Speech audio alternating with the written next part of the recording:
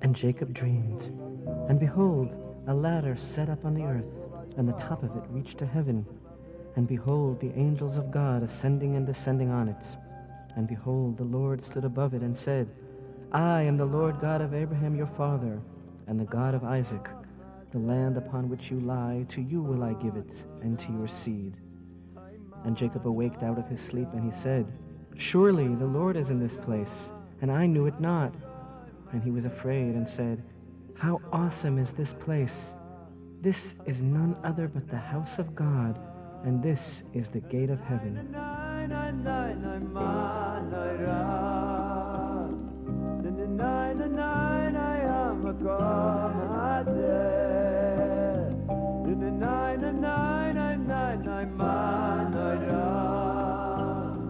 The secret of peace, which the Jewish people seek so fervently for so many years, is really best summed up by the message of the Holy Temple for all people. As Isaiah says, for my house shall be called a house of prayer for all people.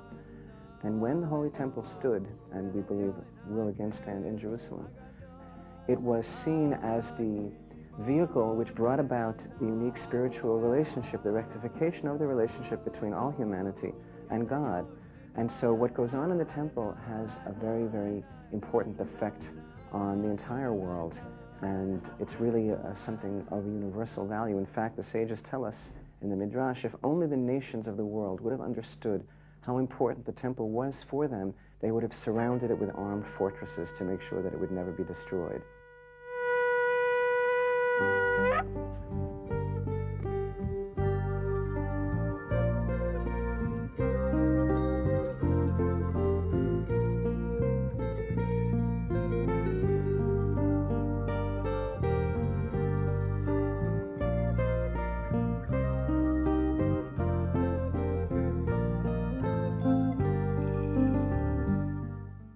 On June 7th, 1967, against all odds and expectations, Israel emerged victorious from the combined attack of her enemies in a war that was thrust upon her. All of Israel rejoiced with the dramatic, emotion-choked announcement, "Cease fire, the Temple Mount is in our hands." The paratrooper brigade, under command of General Matagur, had liberated the Temple Mount and reunited the city of Jerusalem.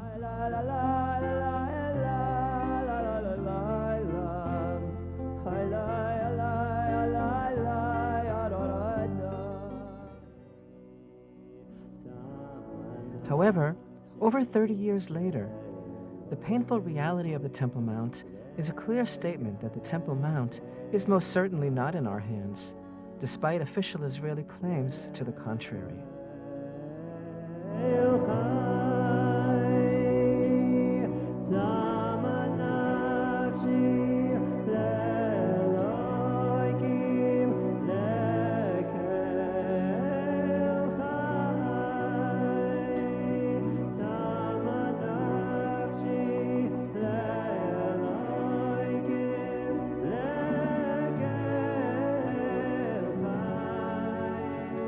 The policy of the Waqf, the official Muslim authority that governs over the administration of the Mount, prohibits all non-Muslim prayer at the site, Jewish or Christian.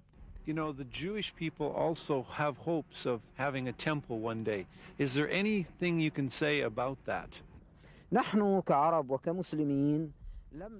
We Muslims did not stand against the Jewish temples, neither the first nor the second. The first was destroyed by Nebuchadnezzar, and the second by the Roman general Titus. Muslims had nothing to do with the destruction of the Jewish temples.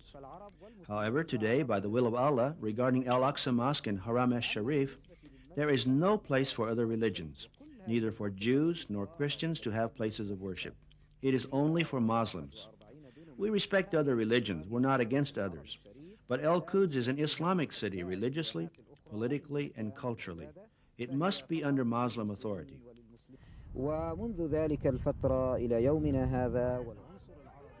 In addition, although Israeli law, as upheld by the Supreme Court of the State of Israel, guarantees freedom of access and the right of all people to pray at all holy sites, the Israeli police cooperate with the Waqf and conduct a discriminatory an unlawful policy towards Jews who visit the Mount. Those who attempt to commit the crime of prayer are removed from the site and arrested.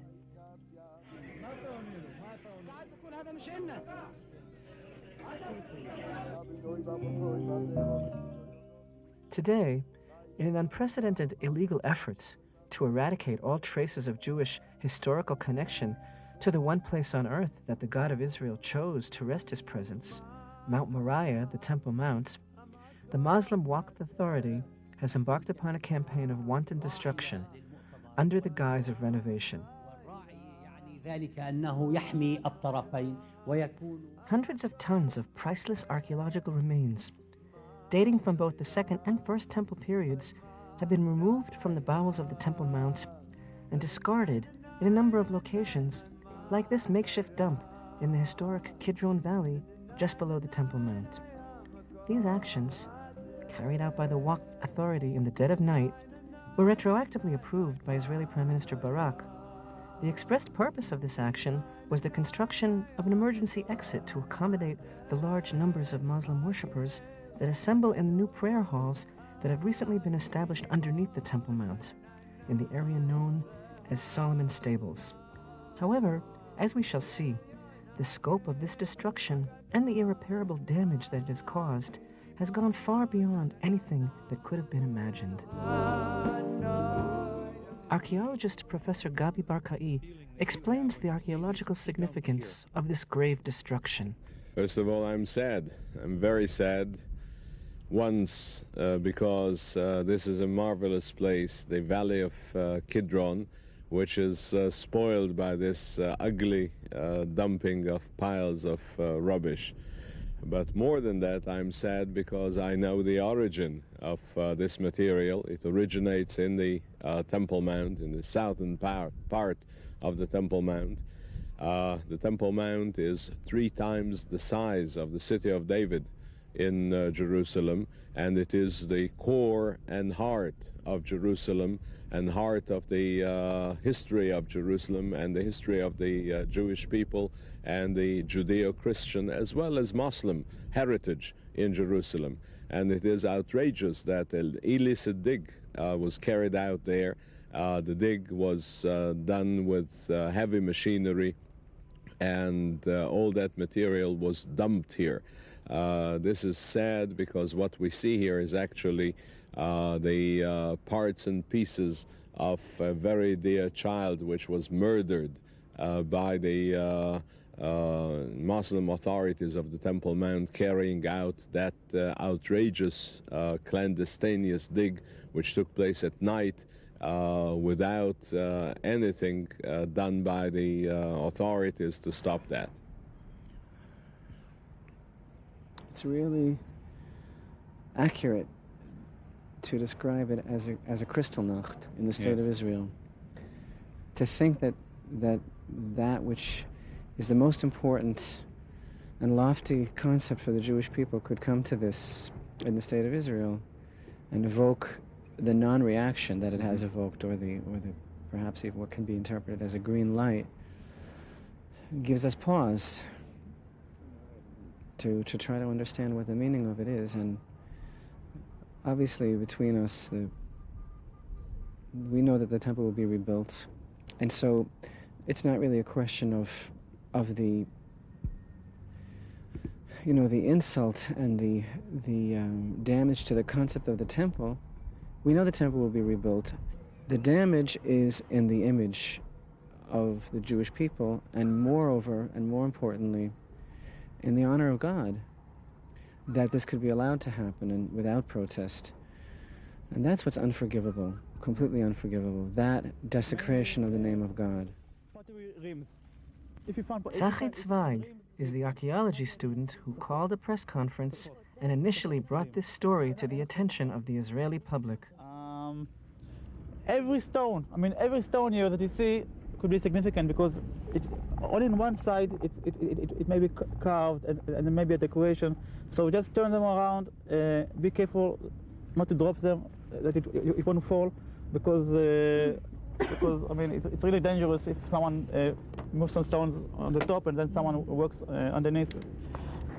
This stone is part of an arch, and I've seen some more over there, and eyewitnesses and policemen on the mount said that they've seen an arch has been disassembled and a water channel. And also this type of stones, I've seen more of them. And you see this notch? This is part of a water channel. Even there's some plaster over here. It easily can be seen. This kind of stones are only of water channels. And I've seen more of them over there. And this proves that these witnesses are reliable. And you see here a lot of masonry stones, and over there there's lots of, structures have been disassembled, and no one knew about it.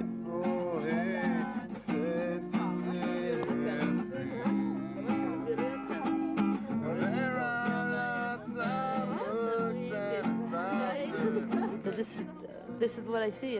This is broken stone. It's terrible. It's really, really sad. I'm religious. I pray every day.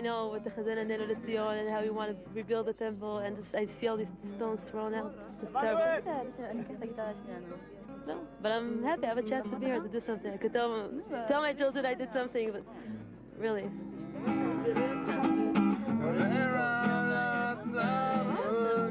The thing is, the Israeli Antiquities Authority, they did not do anything when the Waqf started to build these two entrances, right? What happened is just a few years ago, like a year or two ago, the Muslims on the Temple Mountain started to use the Solomon stables. That it's a giant hall underneath the Temple Mountain. Underneath the Temple Mountain, yeah, a giant hall that can hold, I heard, like between 3,000 to 5,000 people. They started using it again because more people started to come to the Temple Mountain in the last few years because of political reasons, because of in their holidays, the Ramadan and stuff like that. And so they asked the Israeli government to open two new entrances because they had just one little entrance down into there.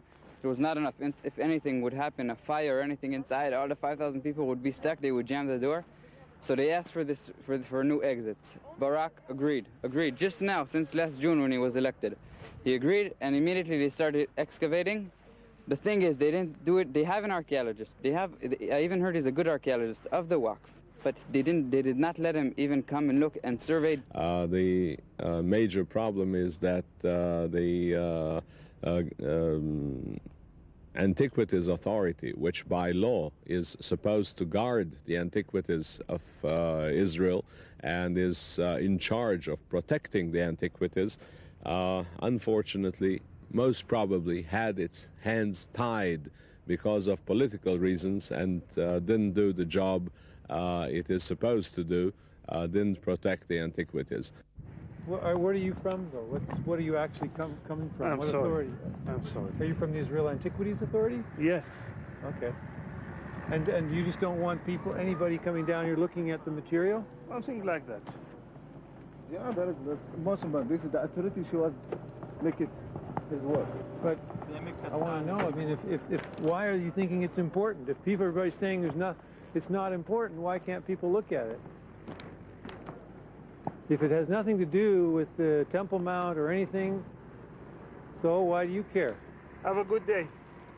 They didn't let any Israeli antiquities archaeologists come and survey, and the Israelis did not know what's happening. They brought bulldozers. They started opening an opening a lot wider than was agreed from the Israeli government, and they started throwing all their stuff away in the Israeli municipality dump east of Jerusalem. And then when that was discovered by Tzachi and his friends, they found it. They talked to the guy there who's in charge of the dump, and then he told the Waqf about this. So they moved their dump area to here, which is right under the Temple Mountain. You know, it's right up there, a lot closer. They're violating here other laws. They're just throwing it here in this area, in this open area.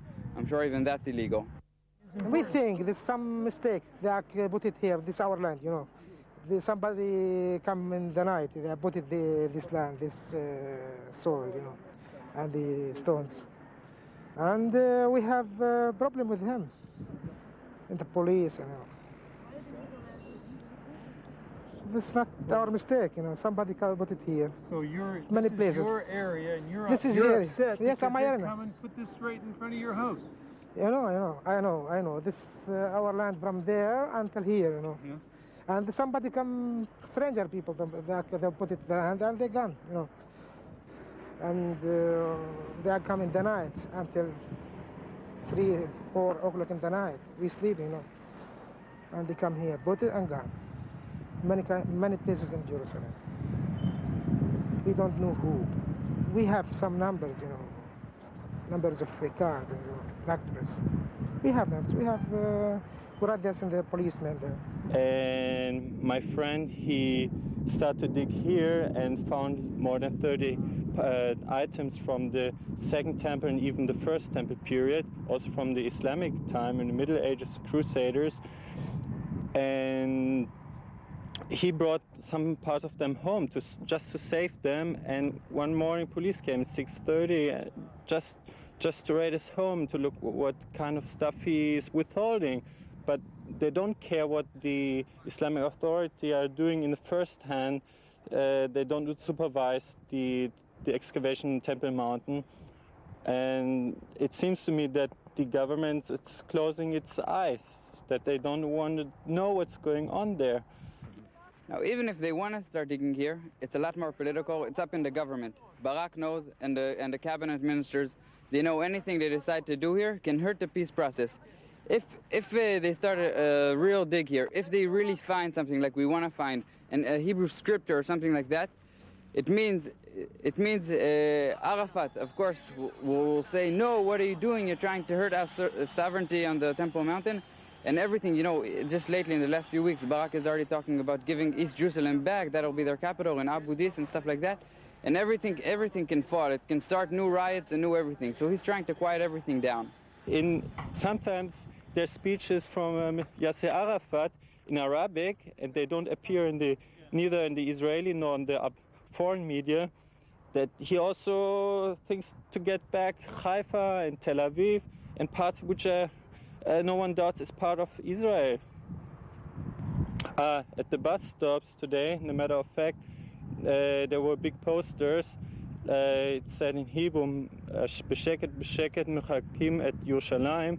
That means in silent, we are dividing Jerusalem. You see the western wall, and it's divided to the top. That means the upper part is the mosque, and the lower part is the western wall for the Jews.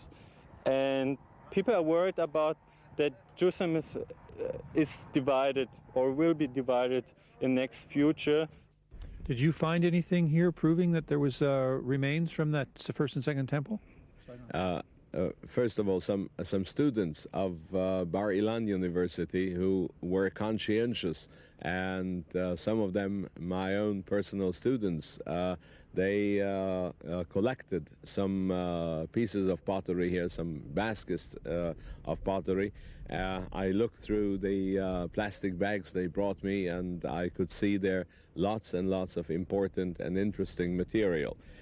Second, those students were stopped by the Antiquities Authority people, and I know about a license issued by the Antiquities Authority people, so they themselves passed through some of the material from the dumps. They collected some coins, they collected some pottery from here, and about a fortnight ago, myself, I went through the dumps here, and I picked up some pieces, some of which are of First Temple period, time of King Hezekiah. Now, the material collected here is only the leftovers, of course. I didn't penetrate into the depth of the dumps. I didn't do any digging myself. I just picked up some pieces which were rolling on the surface and nothing else. And all that teaches us the amount of destruction which was done, unfortunately.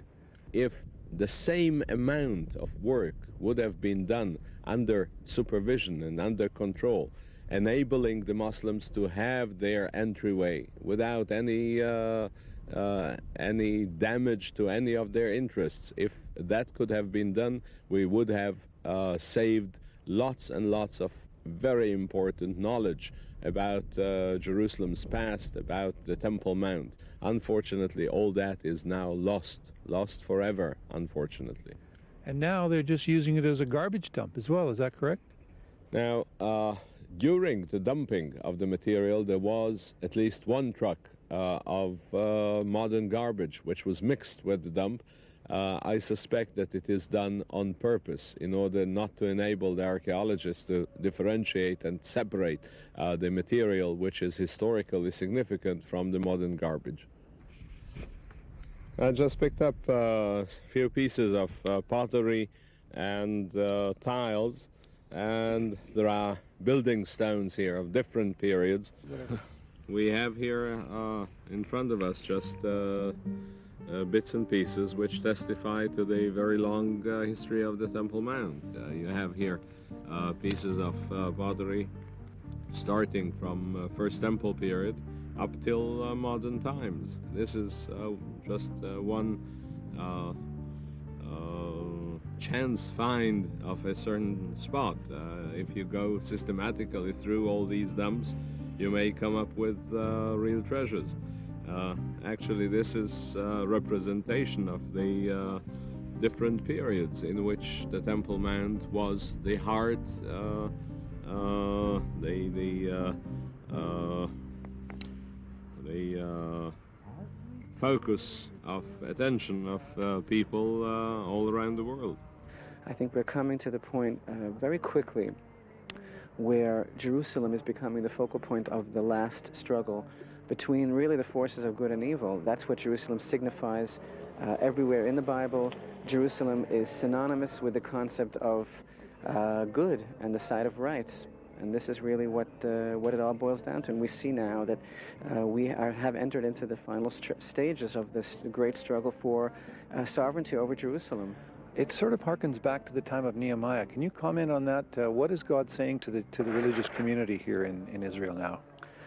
I think this is a wake-up call. Just as Haggai the prophet exhorted his people who were moving too sluggishly in the building of the temple, how long will you dwell in your well-timbered houses while the house of the Lord lays desolate? So also, I think that the Temple Mount was given to us as a gift. And I think that we have to be more conscious and aware of the role that the Holy Temple plays in the life of mankind. When the temple will be rebuilt and how it will be rebuilt is something which is really dependent on many unknown factors. What we do know clearly is where it has to be rebuilt and why. And the more that Israel as a body awakens to her divine calling and her destiny of being a light to the nations and of being a people who walk with God in her midst, the closer we will come collectively to that great time when we will see in our own generation the rebuilding of the temple.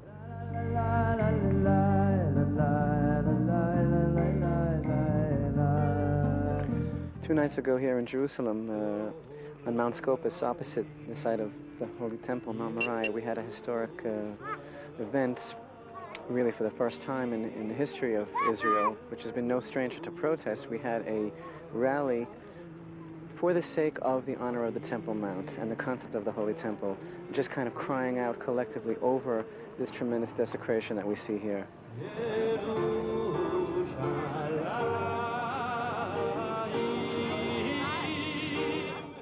What was really striking, and probably the most important aspect of this rally that was held, was that although it would be natural to give in to feelings of terrible anguish and despair, speaker after speaker emphasized that we're not here to lay the blame for how we got to the situation on anyone, or to just kind of wallow in these feelings of desperation, but rather there was a singing, there was joy, there was dancing, there was a call to great spiritual awakening and repentance and self-knowledge kind of thing, and bringing ourselves to a point where we can take responsibility for what is going on.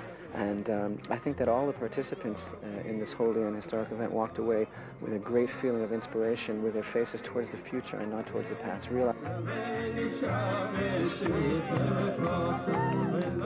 Rabbi Richman, what does this demonstration really mean?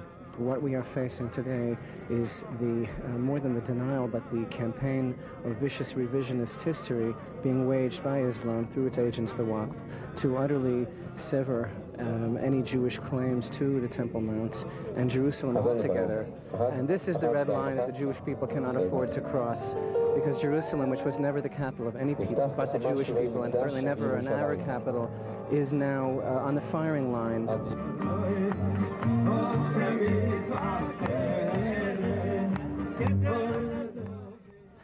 And so, as in the days of Nehemiah, there are those who ask, will they revive the stones? The Temple Institute in Jerusalem provides the answer in a resounding, yes, we shall. The Institute is dedicated, through research, education, and action, to every aspect of the commandment entrusted to Israel to rebuild the Holy Temple.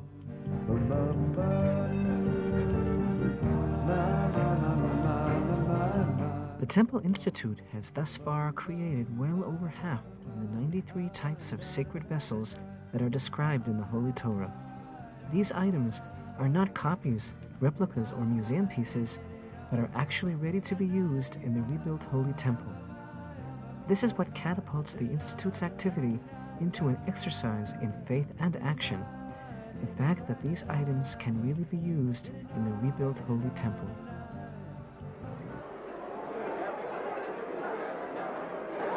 This is a truly historic moment, the unveiling of the first menorah of gold to be constructed since the destruction of the Second Temple in the year 70, that is fit for use in the Holy Temple.